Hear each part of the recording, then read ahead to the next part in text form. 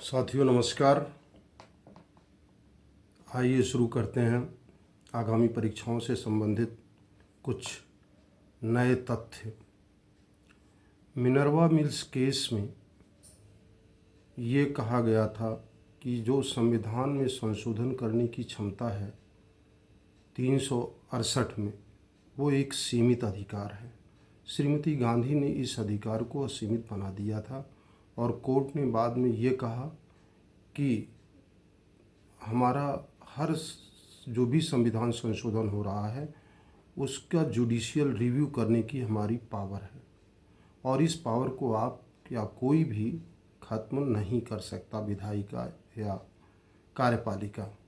और Minerva mills case में supreme court ने ले डाउन किया कि 368 में जो संविधान संशोधन किया जाता है वह जो है एक सीमित क्षमता है, उसको असीमित नहीं बनाया जा सकता। नहीं तो न्यायालय का जो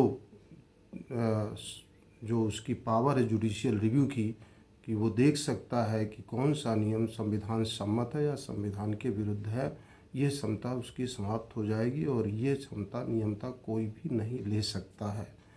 अगला, 356 में राष्ट्रपति शासन लागू किया जाता है, लेकिन 356 का उपयोग से ज़्यादा दुरुपयोग बहुत हुआ है और कोर्ट ने कहा है कि 356 के अंतर्गत जब राष्ट्रपति शासन लगाया जाता है राज्यों में, जब राज्यों की जो मशीनरी है वो फेल हो जाती है, संवैधानिक तंत्र फेल हो जाता है, तो वहाँ पे राष्ट्रपति शासन लगाया जाता है। लेकिन बहुत बार राष्ट्रपति शासन ऐसी स्थितियों में लगाया जाता है जो कि वह केंद्र के द्वारा प्रेरित होता है। तो ऐसी स्थितियों में सुप्रीम कोर्ट ने ये ले डाउन किया, एसआर बोमई केस में ले डाउन किया कि 356 में जो भी निर्णय लिए जाते हैं वो अर्ध न्यायिक प्रकार के हैं, यानी कि कोर्ट उन पर विचार कर सकता है। सोने का अधिकार एक मूल अधिकार है जो कि भारतीय संविधान के जीवन के रक्षा के अधिकार यानी आर्टिकल 21 के अंतर्गत आता है। इसको रामलीला मैदान के क्षेत्र में, रामलीला मैदान के मामले में यह उच्चतम न्यायालय ने निर्णय सुनाया था कि सोने का अधिकार एक मौलिक अधिकार है। पुट्टू स्वामी केस, जिसके आधार पर अब डाटा प्रोटेक्शन एक्ट भी बना है, पुट्टू स्वामी केस जो है वो निजता के अधिकार के बारे में दिया गया था और 2018 में इसका निर्णय हुआ था और उसी के आधार पर अब इस समय डाटा प्रोटेक्शन एक्ट बनाया गया है। और इस पुट्टू स्वामी का जो मामला था मूल रूप से आधार के मामले में, और आधार के मामले में बायोमेट्रिक्स का जो मामला था उसमें डिस्कशन के फलस्वरूप आया था। भारत में जो संविधान के अंतर्गत संपत्ति का अधिकार मौलिक अधिकार था वो अब जो है एक विधिक अधिकार 301 के अंतर्गत बना दिया गया है और ये इसको संविधान के संशोधन 31वें संविधान संशोधन द्वारा इसे बनाया गया था। डिसेबिलिटी को भी जो है एक रिजर्वेशन मिलना चाहिए, इस राजीव कुमार के केस में इस चीज़ों को कहा गया था। अब आइए देखते हैं कि भारत में अभी अभी राजनीतिक केंद्र की लोकसभा और राज्यसभा में और राज्यों के मंत्रिमंडलों में एसटी और एससी के लिए, महिलाओं के लिए जो आरक्षण है वो 1/3 आरक्षण किया गया है। यद्यपि कि ये उसके पश्चात लागू होगा कि जो भी राजनीतिक आंकड़े, जो भी जनसंख्या के आंकड़े या सेंसस के आंकड़े प्रसारित किए जाएंगे उसके आधार पर डिलिमिटेशन कमीशन इनको तय करेगा। अब आइए देखते हैं कि दुनिया में महिलाओं का जो राजनीतिक प्रतिशत है, राजनीति में भाग लेने का प्रतिशत है, वो कुल मिलाकर के 24% है और भारत में इस समय कुल महिलाएं जो संसद में हैं उनकी संख्या मात्र 15% है, जबकि बहुत से राज्यों में, दक्षिण के राज्यों में 5% से भी नीचे जनसंख्या का राजनीति में महिलाएं हैं, वहाँ की असेंबलीज़ में हैं। और इसी तरह सबसे ज़्यादा जो महिलाएं हैं वो झारखंड में 14.44% महिलाएं हैं।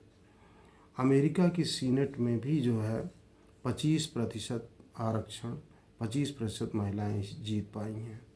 इसके अलावा हाउस ऑफ कॉमन्स में इंग्लैंड के, वहाँ पर लगभग 35% महिलाएं MP हैं। अब आइए देखते हैं कि जायद एक अभियान अभी चलाया गया था, जो नौसैनिक अभियान था। ये भारत और सऊदी अरब UAE के बीच में चलाया गया था, और ये अभियान जैसलमेर में चला था। गुरु गोरखनाथ बोर्ड पिछड़ी जातियों के लिए राजस्थान राज्य में बनाया गया है। भारत में सिंगापुर के 7 उपग्रहों को अभी जल्दी ही अंतरिक्ष में भेजा है, और उल्लास नाम का ऐप बुनियादी ढांचे से संबंधित है, और टीबी के पेशेंट 1 लाख पर लगभग भारत में 110 टीबी के पेशेंट अभी भी हैं। और कृत्रिम हार्ट IIT रुड़की द्वारा तैयार किया गया है। 2023 में 3622 कुल मिलाकर के 2023 में 3682 टाइगर भारत में संरक्षित हैं, और लगभग 2.3% एरिया भारत का टाइगर रिजर्व्स के अंतर्गत आता है।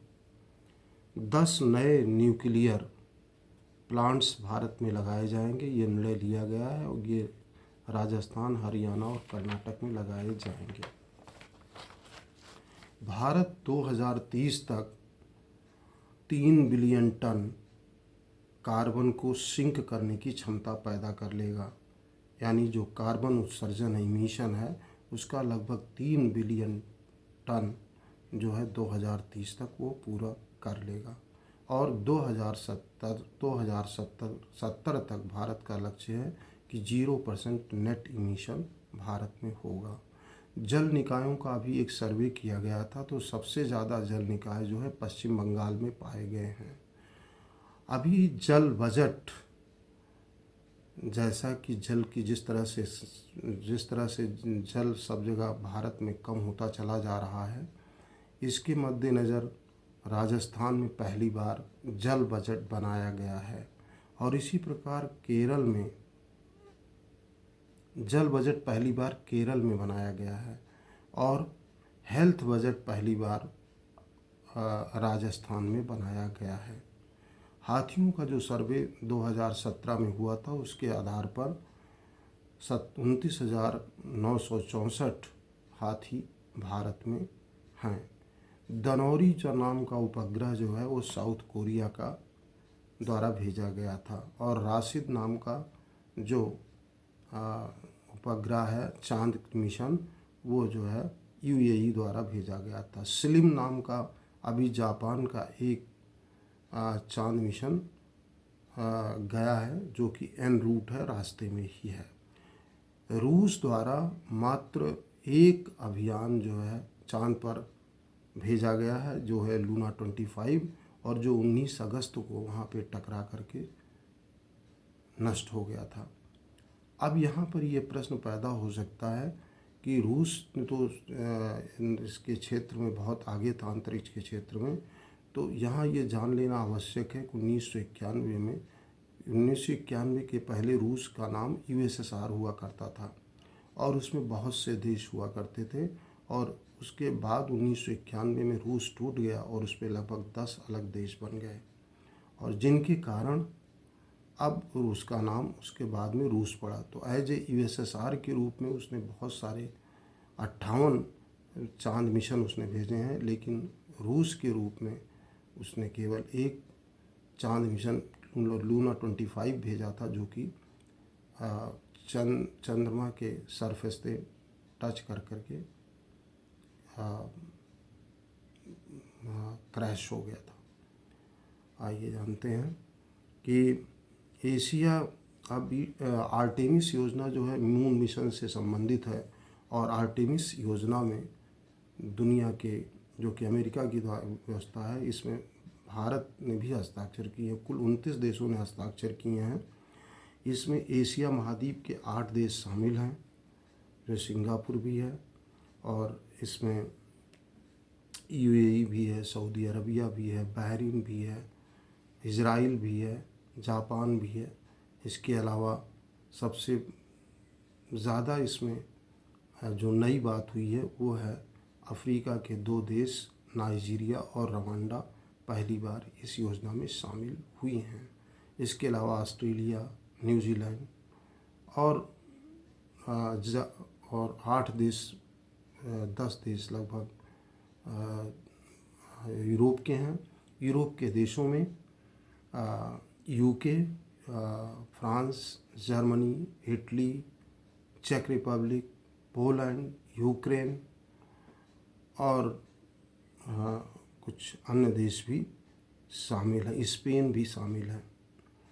इसी प्रकार से दक्षिणी अमेरिका में अर्जेंटीना, ब्राज़ील, इक्वाडोर, कोलंबिया आदि देश शामिल हैं। ये एक बहुत बड़ी योजना है और भारत की जो गगनयान योजना है उससे ये जुड़ी हुई है। और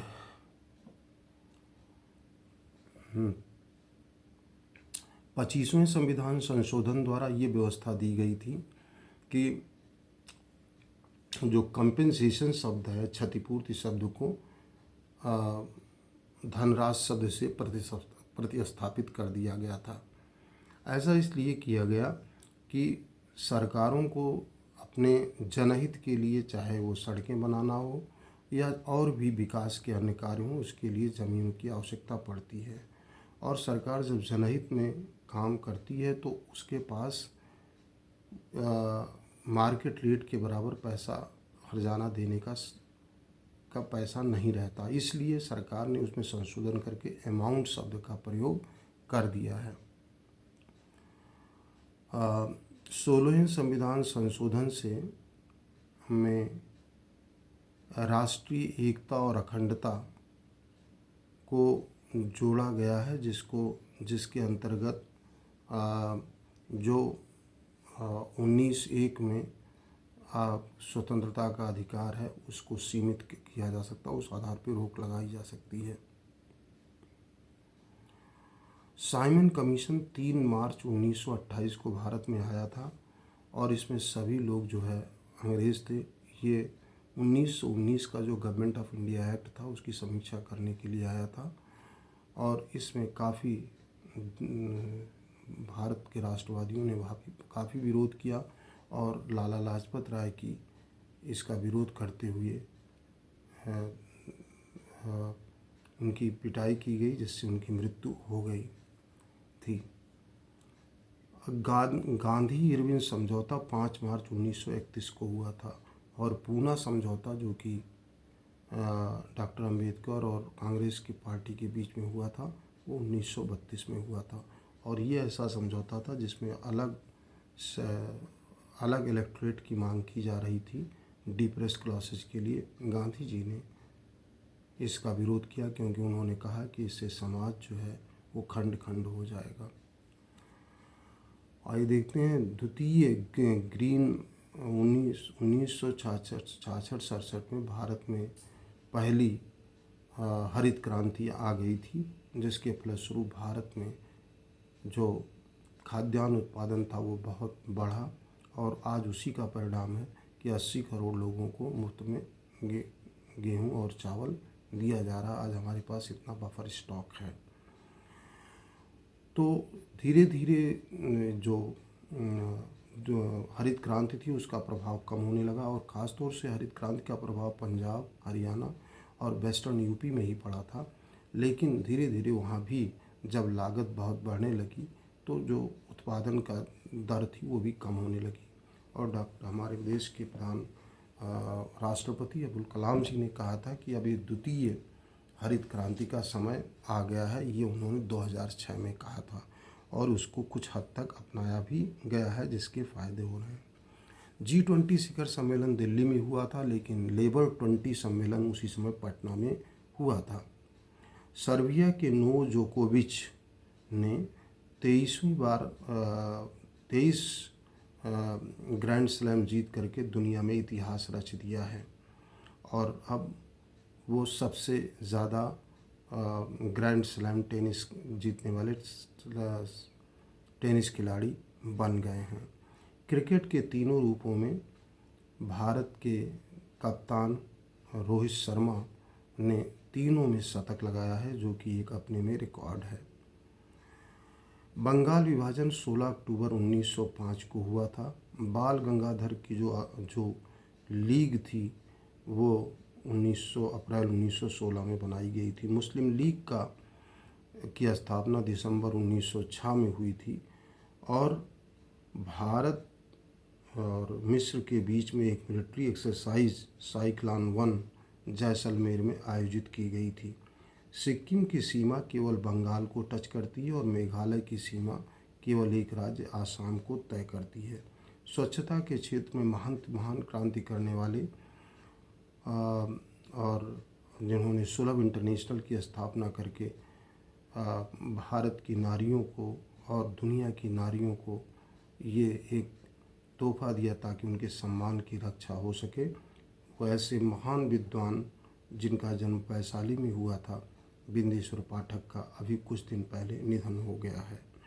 नीति आयोग का गठन 1 जनवरी 2015 को हुआ था और बृहद मुद्रा M3 को कहा जाता है, क्योंकि इसमें अधिक से अधिक मुद्राएं जो भी टाइम एंड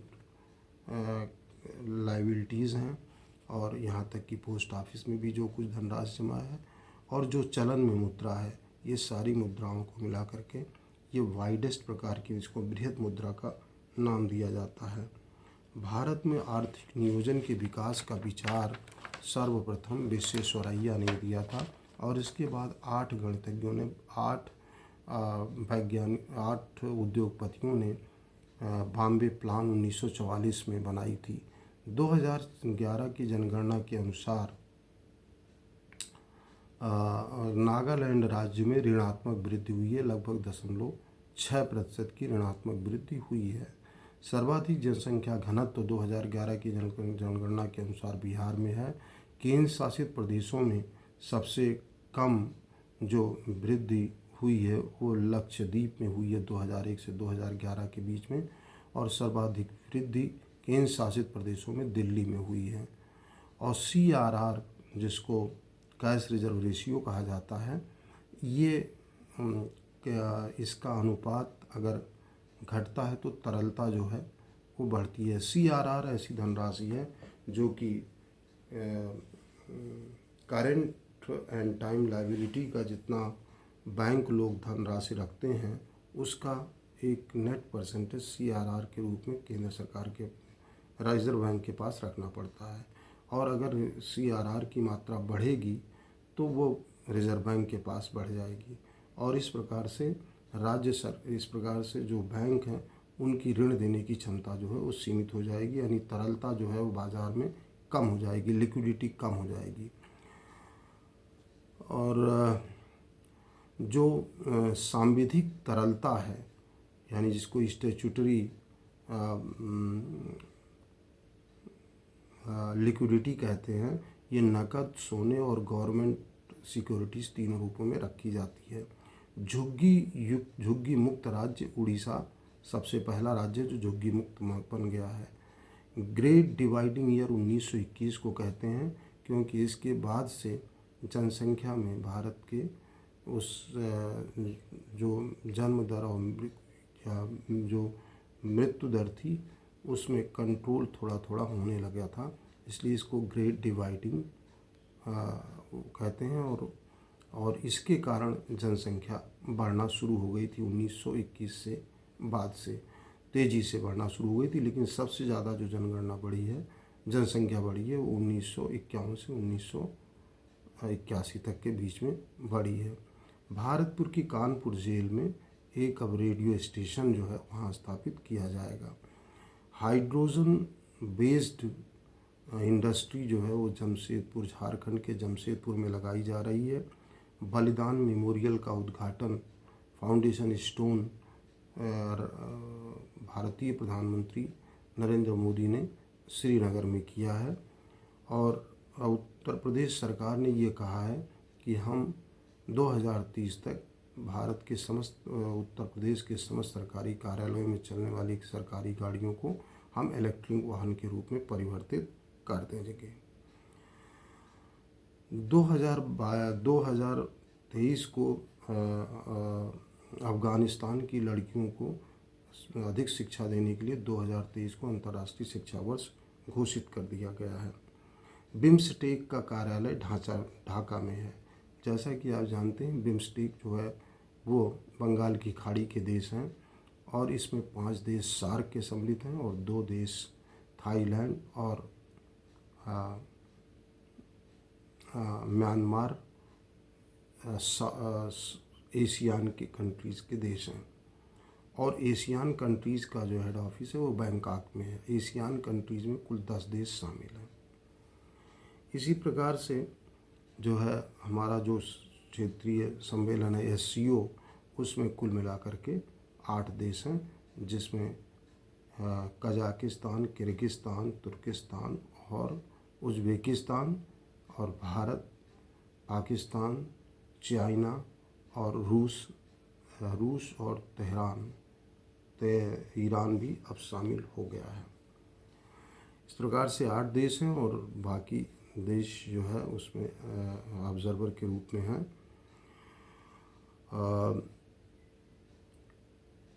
सार्क की स्थापना 1985 में हुई थी और सार्क का कार्यालय काठमांडू में है और बिम्स्टेक का कार्यालय ढाका में है।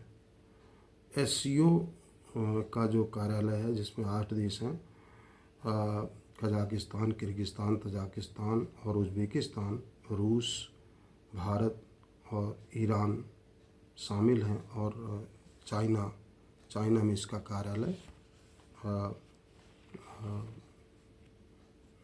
कार्यालय संघाई में रखा गया है। पांडिचेरी 14वें संविधान संशोधन से भारत की यूटी बनाई गई थी और 324वां संविधान संशोधन से जो चीफ इलेक्शन कमिश्नर है उनके कर्तव्यों और दायित्वों के बारे में परिवर्तन किया गया था। 93वां संविधान संशोधन से संविधान के अनुच्छेद 15 में 15(5) की धारा जोड़ी गई थी। 82 के अनुसार प्रकाशित आंकड़ों के अनुसार हर बार 10 साल पूरा होने पर जनगणना जो है वो जो विधानसभा के निर्वाचन क्षेत्र हैं या लोकसभा के निर्वाचन क्षेत्र हैं उनकी सीमाओं को निर्धारित किया जाएगा। लेकिन 1976 के बाद जो कि 1971 के आधार पर निर्धारण हुआ था, अभी तक नहीं हो पाया है। 84वें संविधान संशोधन से 2026 तक सीटों को फ्रीज कर दिया गया है। 60 लाख से अधिक अगर किसी राज्य में जनसंख्या बढ़ती है तभी उस राज्य में सीटों का परिवर्तन होगा या वहाँ पर उनके जो भी निर्वाचन क्षेत्र हैं, कॉन्स्टिट्यूएंसीज़ हैं, उनमें परिवर्तन किया जाएगा और 60 लाख से अगर कम है तो परिवर्तन नहीं होगा। लोकसभा का कार्यकाल 352 वैसे तो 5 साल का है प्रथम अधिवेशन के दिन से, लेकिन अगर वहाँ पर 352 के अंतर्गत बाह्य आक्रमण या युद्ध या सशस्त्र विद्रोह के आधार पर अगर इमरजेंसी लगी हुई है तो ऐसी दशा में वहाँ एक बार में 1 साल के लिए लोकसभा का कार्यकाल 1 साल के लिए बढ़ाया जा सकता है। और इसके बाद अगर और भी आवश्यकता हो तो एक बार 1 साल के लिए पुनः बढ़ाया जा सकता है। लेकिन इसमें यह ध्यान रखना होगा कि 352 के अंतर्गत जो उद्घोषणा की गई है आपातकाल की, वो उद्घोषणा समाप्त होने के बाद 6 महीने के से ज़्यादा कार्यकाल लोकसभा का नहीं रह सकता अगर वो 5 साल पूरा हो गया है तो। राष्ट्रपति के पास 3 तरह की वीटो की शक्तियां हैं। एब्सोल्यूट वीटो कर सकता है, ऑर्डिनरी बिल पर सस्पेंसिव वीटो है और तीसरा जो है वो पॉकेट वीटो है। लेकिन ये ऑर्डिनरी बिल के बारे में है और वह संविधान संशोधन से संबंधित जो है जो आर्ट वो है बिल, उन पर वो हस्ताक्षर को रोक नहीं सकता, यानी कि वीटो नहीं कर सकता है। ऐसा 24वें संविधान संशोधन में कह दिया गया है। इसके अतिरिक्त राष्ट्रपति को जो मनी बिल है उसको भी राष्ट्रपति के पास सस्पेंसिव वीटो की पावर नहीं है। उसको वहाँ पर जो मनी बिल है अगर उसके पास दोनों वहाँ से पारित होकर के जा चुका है तो वो उसको राष्ट्रपति को हस्ताक्षर उसको तुरंत करना पड़ेगा। राष्ट्रपति के पास जो पार्डन करने की या क्षमादान देने की शक्तियाँ हैं वो इस माने में गवर्नर से काफ़ी ज़्यादा हैं। एक तो जो केंद्र के कानून के तहत कोई सज़ा दी जाती है तो वहाँ पर भी जो है वो केंद्र सरकार या राष्ट्रपति उस पर विचार करेगा। और इसके अतिरिक्त अगर डेथ सेंटेंस कहीं हुआ है तो ये पावर केवल वहाँ पे माफ़ी के क्षमादान या मर्सी अपील की जो है वो केवल राष्ट्रपति को ये समक्ष ही की जा सकती है। और अगर कोई कोर्ट मार्शल हुआ है, कोई सेना के आदमी ने कोई विद्रोह किया है या कोई अपराध किया है और वहाँ से उसको सज़ा होती है तो उसके ऊपर क्षमा या मर्सी अपील की जो पावर है वो राष्ट्रपति के पास है और राज्यपाल के पास ये दोनों शक्तियाँ नहीं हैं। अभी ये व्यवस्था की गई है कि राज्यसभा में जो अगर राज्यसभा का सभापति वहाँ अध्यक्षता नहीं कर रहा है तो इस तरह का एक 8 व्यक्तियों का पैनल बनाया गया है। 8 व्यक्तियों में 4 महिलाएं हैं और 4 पुरुष हैं। एक महिला जो है वो मिजोरम से संबंधित हैं और बाकी 3 महिलाओं में एक बीजेडी की सुलता देव हैं और एनसीपी की फौजिया खातून हैं और इसके अलावा उड़न परी पीटी उषा हैं और उन्हें इस बार इंडियन ओलंपिक कमेटी का चेयरमैन भी बनाया गया है, जो कि इंडियन ओलंपिक कमेटी की चेयरमैन बनने वाली पहली महिला हैं।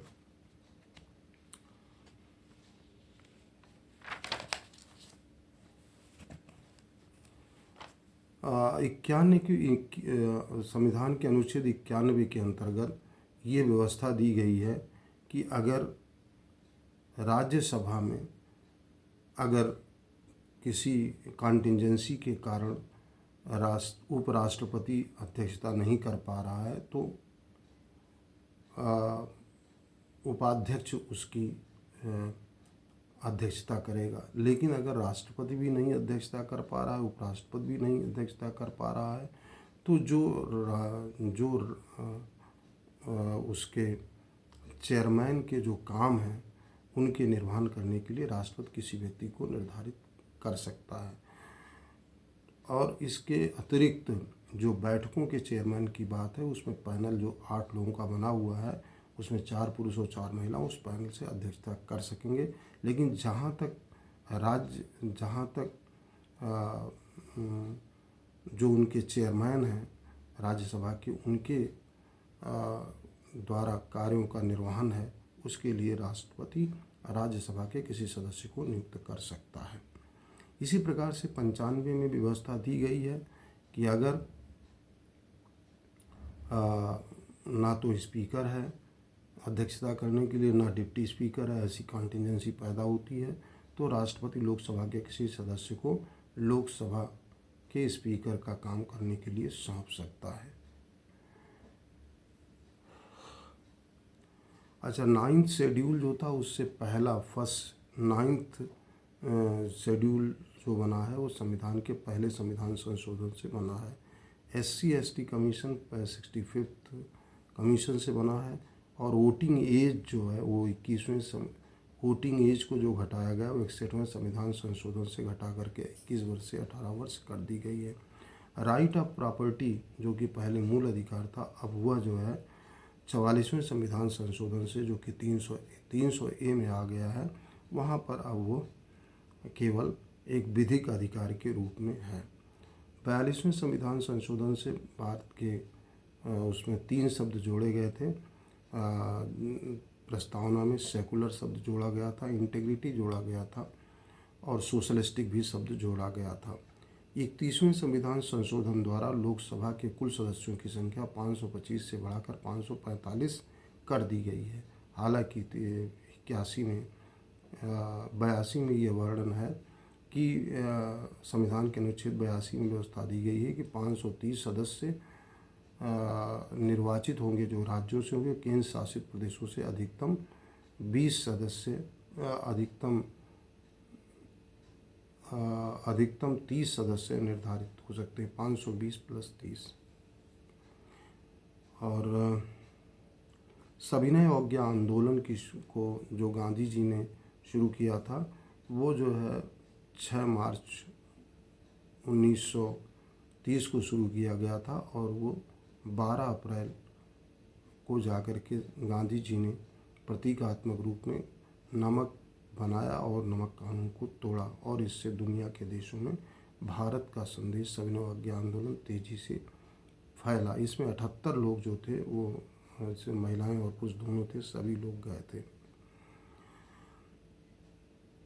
इसके अलावा नामीबिया से 2 चक्रों में भारत के पास 12 मेल और 8 फीमेल चीते लाए गए थे, लेकिन उन चीतों में काफ़ी चीतों की मृत्यु हो गई है, जिसमें लगभग 6 चीते जो एडल्ट चीते हैं मरे हैं और 3 जो है बच्चे मर गए हैं।